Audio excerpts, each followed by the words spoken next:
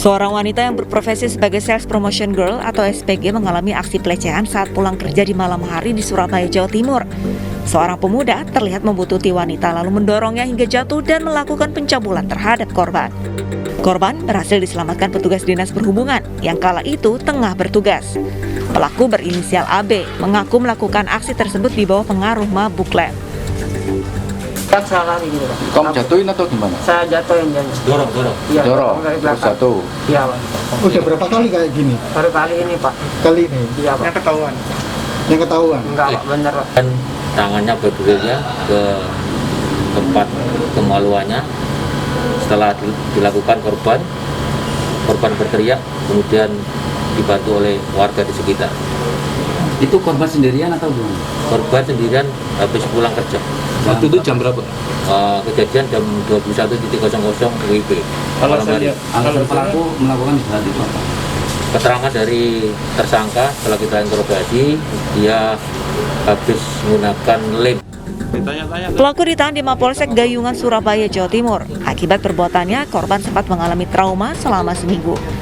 Pelaku sendiri dijerat pasal 289 KUHP tentang tindak pidana asusila dengan ancaman hukuman di atas 5 tahun penjara. Dari Surabaya, Jawa Timur, Rahmat Ilyasan, Ainis melaporkan. Pemirsa, aksi pencurian satu unit AC atau pendingin ruangan milik warga di Cengkareng, Jakarta Barat terekam kamera pengawas. Pelaku yang juga seorang pemulung berhasil ditangkap warga dan berikut uang hasil penjualan AC curiannya.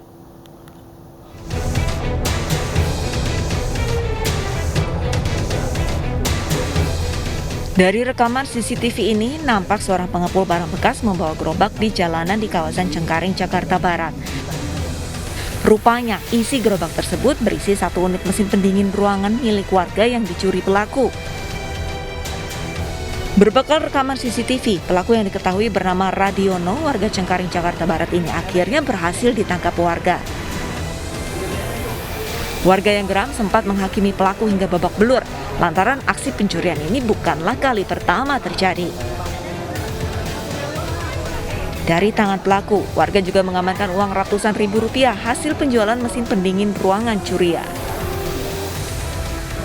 Pencurian ya AC ya ada udah 2 kali nih sebetulnya. Yang pertama juga kita karena memang nggak ketahuan. Yang kedua si pelapor ini baru lapor ke kita ya. Setelah kita pantau, kita monitor di CCTV, memang pelakunya jelas ini. Nah, ini pelaku ini kesehariannya apa sih Pak kerjanya ini? Pemulung. Jadi modusnya dia? Modusnya pura-pura mencari barang-barang bekas, ya kan? AC. Di rumah siapa? Di rumah ibu. Kenapa kamu ambil? Ya saya hilang. Uangnya untuk apa kamu ambil? Ya uangnya sih buat dapur. Guna mempertanggungjawabkan perbuatannya, pelaku diserahkan ke Polsek Cengkareng berikut barang bukti curian. Dari Jakarta, Miftahul Gani, Ainis melaporkan. Pemirsa, masyarakat dihebohkan dengan viralnya kabar di media sosial tentang ruang jenazah di RSUD Karangasem Bali yang penuh jenazah hingga membludak ke lorong-lorong. Unggahan ini yang berada di media sosial langsung ditanggapi manajemen RSUD Karangasem. Jam 12. Iya. Sekarang udah agak kosong, cuman sisa lagi. Viral di media sosial kondisi ruang jenazah RSUD Karangasem yang melebihi kapasitas. Beberapa jenazah diletakkan hingga di lorong RSUD. Pihak RSUD Karangasem langsung angkat bicara. Pihaknya menyebutkan keberadaan jenazah di lorong dekat kamar jenazah bukan karena overload, melainkan dikeluarkan sementara karena ruang jenazah digunakan untuk memandikan pasien COVID-19 sehingga memerlukan ruang yang luas. Jelaskan dulu nih kondisi jenazah kemarin itu ada 14 jenazah yang dititip di kamar jenazah kami. Nah, kebetulan kemarin itu ada yang memandikan jenazah COVID. Salah satu jenazah COVID itu dimandikan kemarin oleh staf kami di sini dan juga keluarga. Mengingat kami di sini memang masih mengizinkan keluarga untuk ikut memandikan jenazah orang COVID, tapi tetap dengan protokol kesehatan. Jadi karena di sekitar tempat memandikan jenazah itu ada peti-peti jenazah yang terisi untuk membuat suasana di sana lebih luas, makanya jenazah itu dibawa keluar dulu. Kapasitas ruang jenazah RSUD Karangasem maksimal 20 jenazah. Memang sejak sepekan terakhir keterisian terbilang meningkat. Dari sebelumnya hanya 2 jenazah, beberapa hari terakhir mencapai 14 jenazah. Hal ini dikarenakan warga menitipkan sementara jenazah karena belum ada hari baik untuk menguburkan. Dari Bali, Yunda Ariesta, iNews melaporkan. Kita beralih ke informasi lainnya, pasangan artis Rizky Bilar dan juga Lesti Kejora mengembalikan uang pemberian dari tersangka Doni Salmanan. Uang yang diterima pasangan ini merupakan hadiah pernikahan mereka pada bulan Agustus tahun lalu.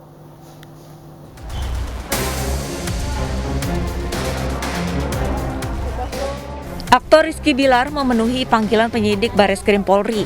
Ia datang ditemani sang istri, Lesti Kejora, dan kuasa hukumnya. Rizky Bilar diperiksa polisi karena menerima uang dari Doni Salmanan saat pernikahan. Bilar dan Lesti mengembalikan uang tunai senilai 10 juta rupiah dari tersangka investasi bodong Kutex. Sebelumnya, Bilar sempat menyatakan di sosial media bahwa mereka menerima 20 juta rupiah. Namun hal ini diralat menjadi 10 juta rupiah sesuai dengan pengakuan Doni Salmanan. Saat itu saya antara yakin dengan nggak yakin angka nominalnya 20 juta. Lalu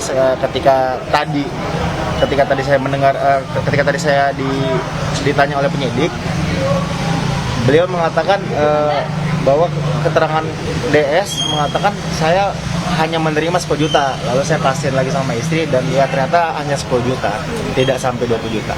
Keterangan DS memberikan hanya 10 juta gitu? Betul. Jadi dikonfrontir ya Bang? Iya. Kenal DS mana sih? Kalau boleh tahu DS dari kapan? Saya kenal Mas DS itu dari salah satu teman.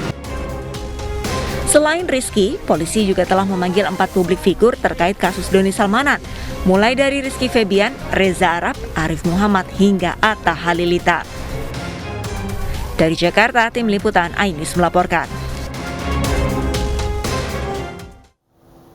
Gilang Widya Pramana dan Shandy Purnamasari, pemilik dari Juragan 99, menggelar konferensi pers pada Selasa kemarin, pemirsa. Mereka buka suara terkait semua tudingan yang ramai di media sosial. Nama Gilang Widya Pramana dan Shandy Purnamasari sempat viral lantaran memiliki pesawat jet pribadi di usia muda. Tak hanya pesawat jet, ia juga sempat mengunggah sejumlah kendaraan mewah miliknya dan rumah pribadinya bak istana. Polemik asal-muasal harta kekayaan Gilang pun sempat dipertanyakan. Pria yang memiliki usaha produk kecantikan ini diduga terjerat kasus pencucian uang. Pasangan ini pun akhirnya menggelar konferensi pers terkait pemberitaan miring yang semakin besar bak bola salju. Sementara itu, Gilang menyampaikan bahwa sang istri Shandy melaporkan Putra Siregar dan PT PS Glow dalam dugaan penipuan dan kejahatan rahasia dagang. Pihak kepolisian salah memberikan berita dan juga sudah diklarifikasi sendiri oleh yang bersangkutan. Jadi memang sampai saat ini belum ada laporan untuk saya dan juga untuk istri. Silakan ditanyakan langsung ke yang bersangkutan. Hingga saat ini, kuasa hukum Gilang, Arman Hanis, menegaskan proses hukum atas laporan Shandy masih berjalan. SP 2HP dalam hal ini surat pemberitahuan hasil penyidikan belum kami terima atau Mbak Shandy terima sebagai pelapor. Jadi sampai saat ini belum ada berita bahwa berita kepastian hukum apakah perkara itu dihentikan atau tidak. Proses hukum atas laporan dari Shandy Purnamasari masih terus bergulir. Gilang dipanggil ke Bareskrim sebagai saksi atas dugaan adanya penipuan dan pembocoran rahasia dagang perusahaan produk kecantikan milik mereka. Dari Jakarta, dan Helmi Sajangbati, iNews melaporkan. Pemirsa, dugaan investasi bodong berkedok robot trading Fahrenheit menyita perhatian publik belakangan ini. Para korban yang mayoritas berasal dari Bali melaporkan platform robot trading tersebut ke pihak Bareskrim Polri. Total kerugian korban mencapai 60 miliar.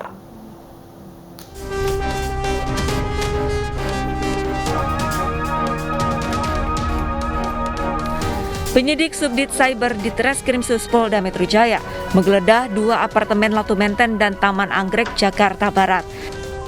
Satu persatu, petugas membongkar dan mencari barang bukti kasus investasi bodong robot trading Fahrenheit. Hasilnya, penyidik menyita sejumlah barang seperti laptop, ponsel, uang tunai. puluhan buku rekening, dan 2 unit mobil. Petugas juga menyegel 2 apartemen tersebut selama proses penyidikan. Korban investasi bodong Fahrenheit terus bermunculan. Pihak kuasa hukum dari paguyuban robot trading Fahrenheit yang mewakili 120 orang melaporkan platform robot trading tersebut ke pihak Bareskrim Polri. Mayoritas korban yang melapor kali ini berasal dari wilayah Bali, seperti Denpasar dan Gianyar. Rencananya beberapa korban akan mulai diperiksa oleh pihak kepolisian hari ini untuk dimintai keterangan. Yang mana kami mewakili kurang lebih sekitar 120 orang dan akan semakin bertambah lagi. Pada hari ini kami membuat laporan di Bareskrim. Namun karena sudah ada laporan yang sebelumnya, laporan kami dijadikan satu, mengikuti laporan yang sudah ada di Subdit 5. Nah, berkaitan dengan itu nilai kerugiannya kurang lebih 60 miliar. Diperkirakan korban dari trading robot Fahrenheit akan terus bertambah. Tim Liputan iNews melaporkan.